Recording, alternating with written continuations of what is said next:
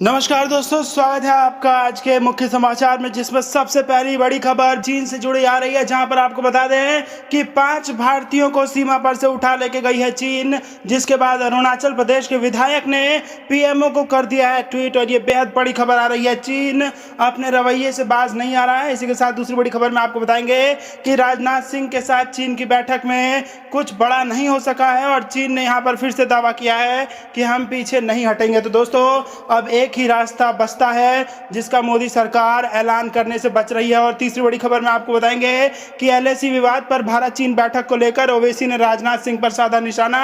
कहा, रूस की मदद लेकर आपने कमजोरी दिखाई। जी हां दोस्तों, हर एक खबर की गहराई में आपको ले जाएंगे, लेकिन उससे पहले अगर आपको भी ऐसा लगता है कि मोदी सरकार बड़ा फैसला लेने में देर कर रही है, तो आप अभी इस वीडियो को लाइक कीजिए और इस लाल बटन को दबा के इस चैनल को फ्री में सब्सक्राइब करके घंटी बजाइए और कमेंट में लिखे जय हिंद। दोस्तों, रुक कर देते हैं बड़ी खबरों की तरफ। 5 भारतीयों को उठा ले गई चीनी सेना, विधायक ने पीएमओ को किया ट्वीट। जी हां दोस्तों, भारत और चीन की सेना के बीच तनाव बना हुआ है। इस बीच अरुणाचल प्रदेश से 5 लोगों को चीन की सेना के जरिए अगवा किए जाने का मामला सामने आया है। अरुणाचल प्रदेश से कांग्रेस विधायक निनोंग एरिंग ने दावा करते हुए कहा है कि चीनी की सेना ने बॉर्डर से 5 भारतीयों का अपहरण कर लिया है। अरुणाचल प्रदेश से कांग्रेस विधायक निनोंग एरिंग ने दावा किया है कि अरुणाचल प्रदेश के ऊपरी सुबनसिरी जिले के 5 लोगों का कथित तौर पर चीन की पीपुल्स लिबरेशन आर्मी के अपहरण कर लिया गया है। कुछ महीने पहले भी इस तरह की घटना हुई थी। चीन की सेना को जवाब देना चाहिए। इस घटना को लेकर निनोंग ने पीएमओ को ट्वीट करते हुए जानकारी भी दी है। इसके साथ ही कांग्रेस विधायक निनोंग एरिंग ने अपने ट्वीट के साथ 2 स्क्रीनशॉट भी अटैच किए हैं। इनमें उन 5 लोगों के नाम हैं जिनको अगवा किए जाने का दावा किया जा रहा है। निनोंग एरिंग ने कहा है कि सरकार को चीन पर कार्रवाई करनी चाहिए और चीनी विस्तारवाद नीतियों की जांच करनी चाहिए। निनोंग एरिंग ने इंडिया टुडे को बताया, चीनियों ने फिर से उपद्रव करना शुरू कर दिया है। लद्दाख और डोकलाम की तरह ही उन्होंने अरुणाचल में घुसपैठ शुरू कर दी है। यह साबित हो गया है कि वे हमारे एलएसी में प्रवेश कर चुके हैं। इस बार हमारे लोग मछली पकड़ने गए और चीनी सेना ने उन्हें पकड़ लिया। यह बहुत दुर्भाग्यपूर्ण है कि ऐसा दूसरी बार हुआ है। अरुणाचल में बीजेपी सांसद किरेन रिजिजू भी इस तरह की घटनाओं से अवगत हैं। इस मामले को उच्चतम स्तर पर जाना चाहिए। रुख करते हैं अगली खबर की तरफ। राजनाथ से बैठक के बाद आया चीन का बयान। कहा, हम अपनी 1 इंच जमीन भी नहीं छोड़ सकते। जी हां दोस्तों, भारत और चीन के मध्य पर सीमा विवाद को लेकर रक्षा मंत्री राजनाथ सिंह और चीनी रक्षा मंत्री वेई फेंगही के बीच रूस में शुक्रवार को 2 घंटे से अधिक समय तक बैठक हुई। बैठक के बाद चीन की ओर से बयान जारी किया गया है। चीनी सरकार ने बयान में आरोप लगाया है कि लद्दाख में तनाव बढ़ाने के लिए भारत पूरी तरह से जिम्मेदार है। साथ ही बयान में चेतावनी भरे लहजे में कहा गया है कि चीन अपनी 1 इंच जमीन भी नहीं छोड़ेगा। बयान के मुताबिक वेंग फेंगही ने कहा कि सीमा विवाद के चलते भारत और चीन के संबंध गंभीर रूप से प्रभावित हुए हैं और ऐसे में जरूरी था कि दोनों देशों के रक्षा प्रमुख आमने सामने बैठकर खुले तौर से बातचीत करें। चीन की ओर से जारी बयान में कहा गया है कि चीन भारत सीमा पर मौजूदा तनाव के कारण और सच्चाई स्पष्ट है और इसकी जिम्मेदारी पूरी तरह से भारत पर है। बयान में कहा गया है कि चीन अपनी 1 इंच जमीन भी नहीं छोड़ सकता है। चीन की सशस्त्र सेना अपनी राष्ट्रीय संप्रभुता और क्षेत्रीय अखंडता की रक्षा करने में पूरी तरह से प्रतिबद्ध, सक्षम और आश्वस्त है। उन्होंने कहा कि राष्ट्रपति शी जिनपिंग और प्रधानमंत्री नरेंद्र मोदी जिस महत्वपूर्ण सहमति पर पहुंचे थे, दोनों पक्षों को उसे ईमानदारी से लागू करना चाहिए। चीन ने कहा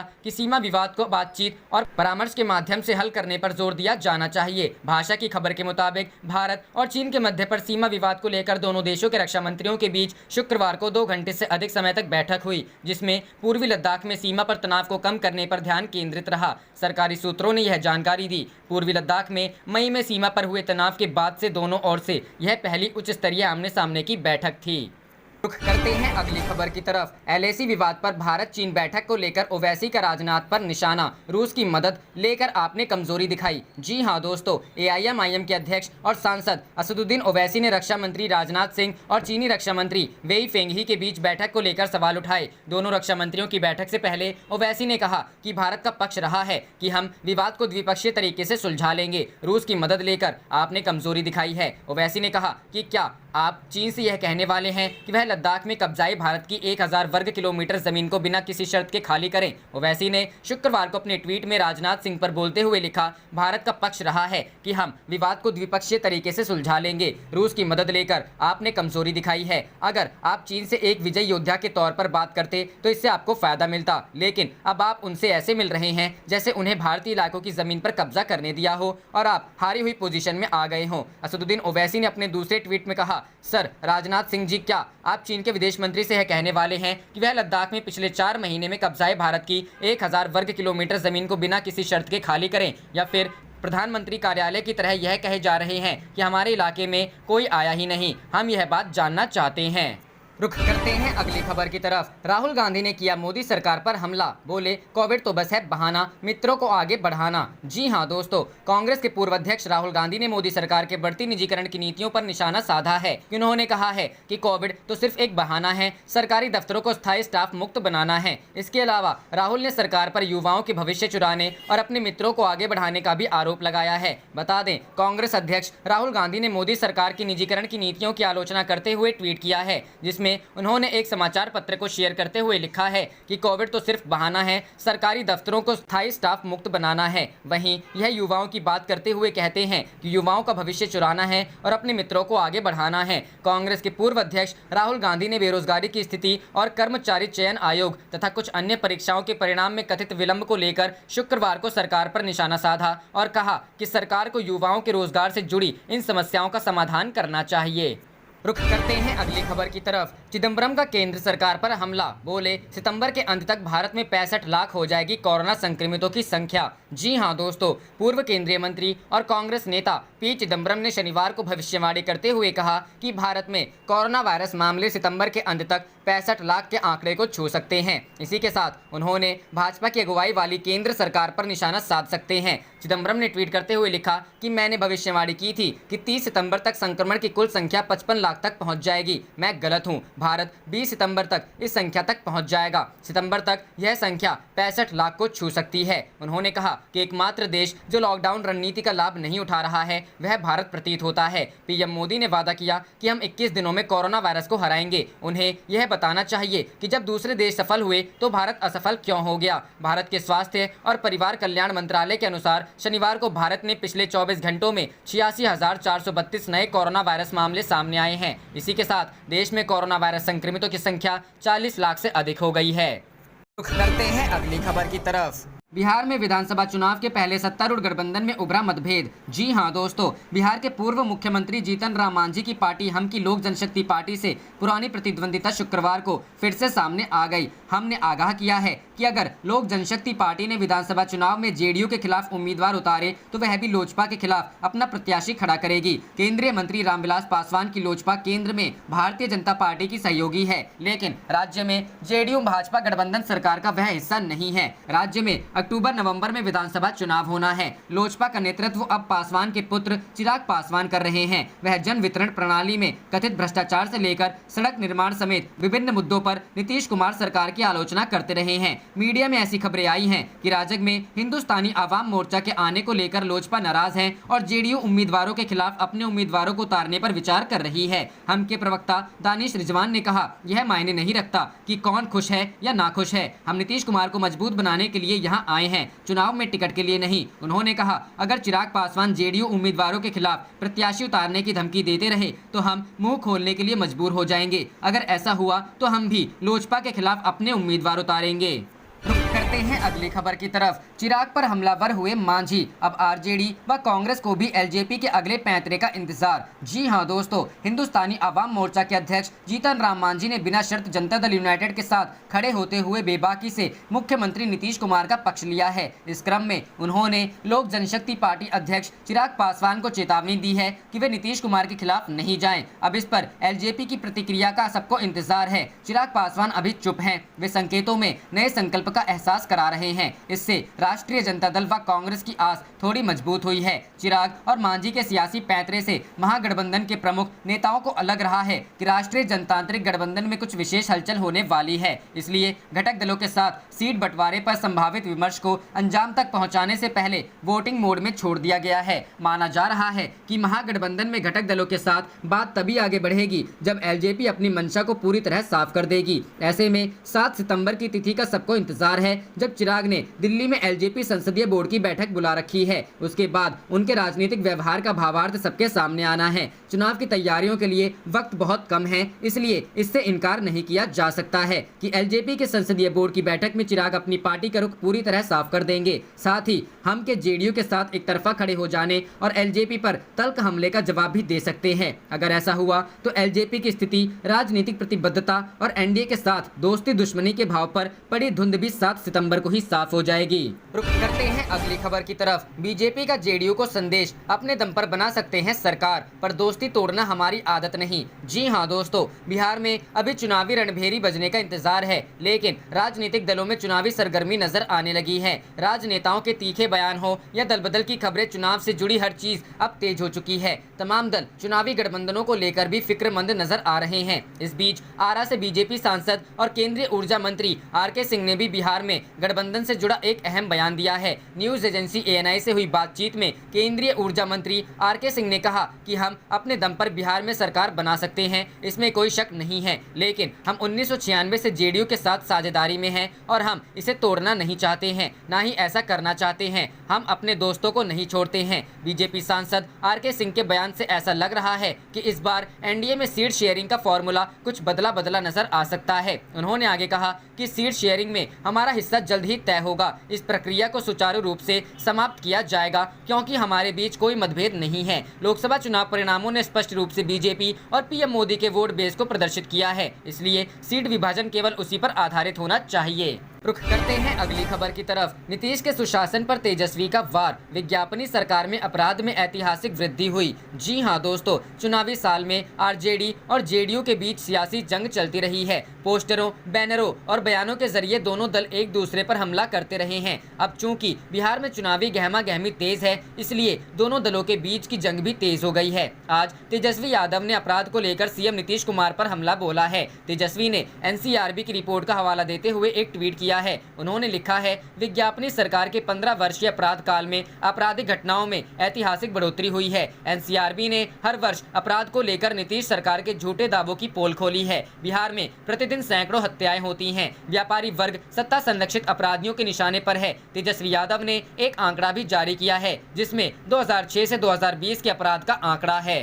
रुख करते हैं अगली खबर की तरफ। पप्पू यादव बोले, सत्ता मिली तो 3 साल में बिहार होगा एशिया का नंबर 1 प्रदेश। जी हां दोस्तों, बिहार विधानसभा चुनाव में अपनी किस्मत आजमाने के लिए जन अधिकार पार्टी प्रमुख व पूर्व सांसद पप्पू यादव हर संभव कोशिश में जुटे हैं। उन्होंने कहा कि कांग्रेस बड़ी पार्टी है और महागठबंधन में अगर वह लीड करे तो बिना शर्त समर्थन देने के लिए तैयार हैं, लेकिन कांग्रेस को दलित नेतृत्व देना होगा। पप्पू यादव ने दावा किया है कि सत्ता में आने के बाद 3 साल के अंदर बिहार को देश नहीं बल्कि एशिया में नंबर 1 बनाने का काम करें, नहीं तो इस्तीफा दे देंगे। पूर्व सांसद पप्पू यादव ने कहा कि मुख्यमंत्री नीतीश कुमार दलित राजनीति को खत्म करने की साजिश रच रहे हैं, जिसे हम किसी भी सूरत में नहीं होने देंगे। उन्होंने कहा कि हिंदुस्तान आवाम मोर्चा के अध्यक्ष जीतन राम मांझी को भी इस बात के लिए समझाऊंगा कि नीतीश कुमार झांसे में नहीं आए और जेडीयू के साथ ना जाएं। मांझी के जरिए दलित समुदाय की सियासत पर वार करने की रणनीति बनाई गई है। जन अधिकारी पार्टी के अध्यक्ष पप्पू यादव ने कहा कि कांग्रेस को भारत की गुलामी से बचाने के लिए आगे आना चाहिए।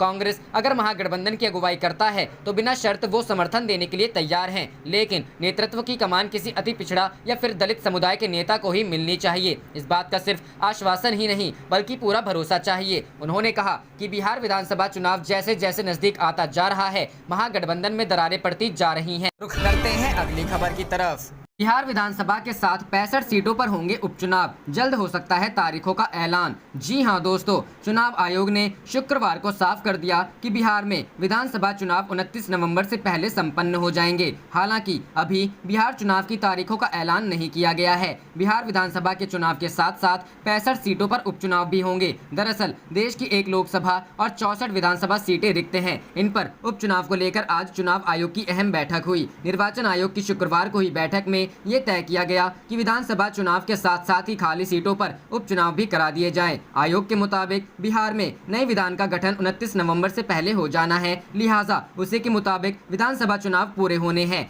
ऐसे में रिक्त हुई सीटों पर उपचुनाव भी बिहार विधानसभा के साथ ही होंगे। आयोग के सूत्रों के मुताबिक 15 सितंबर के आसपास बिहार विधानसभा चुनाव के कार्यक्रमों का ऐलान हो सकता है। 3 चरणों में हो सकती है वोटिंग। बिहार में मतदान 3 चरणों में हो सकते हैं क्योंकि कुछ इलाके बाढ़ प्रभावित हैं, लिहाजा उन इलाकों में सबसे आखिर में मतदान करने की योजना पर काम चल रहा है। 15 नवंबर से पहले विधानसभा चुनाव की प्रक्रिया पूरी कर लेने की योजना है। उम्मीद है कि दशहरा और दिवाली के बीच के 20 दिनों के दौरान मतदान और मतगणना हो जाए ताकि दिवाली से पहले सारा काम निपट जाए और चुनावी प्रक्रिया में लगे कर्मचारी और अधिकारी दिवाली मना सकें।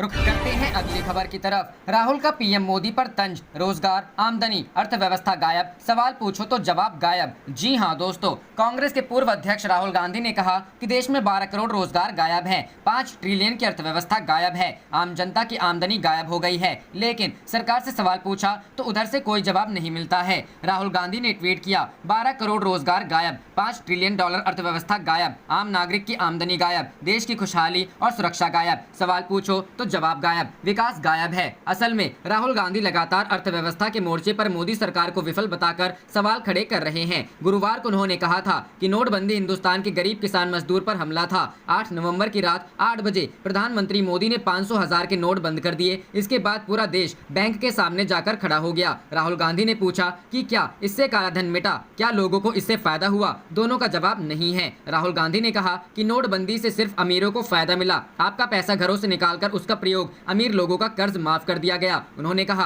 कि देश की असंगठित क्षेत्र कैश पर काम करता है। नोटबंदी से कैशलेस इंडिया चाहते थे, अगर ऐसा होगा तो ये क्षेत्र ही खत्म हो जाएगा। इसलिए इसकी वजह से किसान, मजदूर, छोटे कारोबारियों को इससे नुकसान हुआ। कांग्रेस नेता का कहना था कि छोटे कारोबारी बिना कैश के नहीं जी सकते हैं। हमें नोटबंदी के इस हमले को पहचानना होगा और देश को इसके खिलाफ लड़ना होगा। रुख करते हैं अगली खबर की तरफ। बिहार युवा कांग्रेस ने फूंका चुनावी बिगुल, 5 सितंबर को रोजगार दो डिजिटल रैली का करेगी आयोजन। जी हां दोस्तों, 5 सितंबर को बिहार युवा कांग्रेस के द्वारा रोजगार दो डिजिटल रैली सह बेरोजगारी रजिस्ट्रेशन अभियान की शुरुआत की जाएगी। प्रदेश युवा कांग्रेस अध्यक्ष गुंजन पटेल ने बताया कि इस डिजिटल रैली में प्रदेश कांग्रेस प्रभारी शक्ति सिंह गोहिल, प्रदेश सह प्रभारी वीरेंद्र सिंह राठौर, अजय कपूर, युवा कांग्रेस के राष्ट्रीय प्रभारी कृष्ण अलावरू, राष्ट्रीय अध्यक्ष श्रीनिवास बीवी, प्रदेश अध्यक्ष डॉक्टर मदन मोहन झा सहित अन्य वरिष्ठ नेता इस रैली को संबोधित करेंगे। गुंजन पटेल ने आगे बताया कि बिहार युवा कांग्रेस बेरोजगारी रजिस्ट्रेशन अभियान की भी शुरुआत करेगी, जिसके तहत हम प्रदेश के सभी शिक्षित एवं अशिक्षित बेरोजगार युवाओं तक पहुंचने का प्रयास करेंगे। इस रैली का प्रसारण विभिन्न सोशल मीडिया प्लेटफॉर्म पर किया जाएगा। साथ ही साथ सभी जिलों में लगभग 500 की संख्या में LED टीवी स्क्रीन भी लगाई जाएगी, जिससे कि हम अधिक से अधिक लोगों को रोजगार दो अभियान से जोड़ सकें। उन्होंने यह भी कहा कि रोजगार दो डिजिटल रैली कोई चुनावी रैली नहीं, बल्कि बिहारी युवाओं का नीतीश और मोदी सरकार के खिलाफ ऐलान जंग है। रोजगार दो अभियान के निर्णायक चरण की शुरुआत होगी और बिहारी युवा मिलकर इस युवा विरोधी सरकार को परास्त करेगी। रुख करते हैं अगली खबर की तरफ। सिंधिया के गढ़ में 12 को ताकत दिखाएंगे कमलनाथ, रैली के जरिए भाजपा को देंगे जवाब। जी हां दोस्तों, मध्य प्रदेश कांग्रेस अध्यक्ष और पूर्व मुख्यमंत्री कमलनाथ 12 सितंबर को ग्वालियर जा रहे हैं। अपनी सरकार गिरने के बाद पूर्व केंद्रीय मंत्री ज्योतिरादित्य सिंधिया के गढ़ में कमलनाथ पहली बार ताकत दिखाएंगे। वह आम जनमानस के ऊपर थोपे गए उपचुनाव को लेकर भाजपा पर हमला बोलने के साथ ही बुनियादी कांग्रेस कार्यकर्ताओं का हौसला भी बढ़ाएंगे। कमलनाथ के इस दौरे को कई मायने में महत्वपूर्ण माना जा रहा है। कांग्रेस का दावा है कि ग्वालियर क्षेत्र में कराए गए सर्वे में यह बात सामने आई कि सिंधिया के भाजपा में जाने के बाद जो समर्पित कार्यकर्ता तटस्थ थे, वे अब पार्टी के प्रति अपना समर्पण दिखाने लगे हैं। इसीलिए कांग्रेस को अब अपने मूल्य कार्यकर्ताओं से उम्मीद की किरण नजर आने लगी है। ग्वालियर चंबल की 16 सीटों में 6 सीटें अनुसूचित जाति के लिए आरक्षित हैं। इस वर्ग को साधने के लिए भी कांग्रेस ने कोशिश की है। प्रदेश कांग्रेस प्रवक्ता दुर्गेश शर्मा का कहना है कि कमलनाथ जनता के बीच अपनी बात रखने जा रहे हैं। जनमानस के साथ भाजपा ने जो धोखा किया है उसे सभी जानते हैं। वह जनता को इसका हिसाब लेने के लिए प्रेरित करेंगे और कार्यकर्ताओं के संग बैठक भी करेंगे।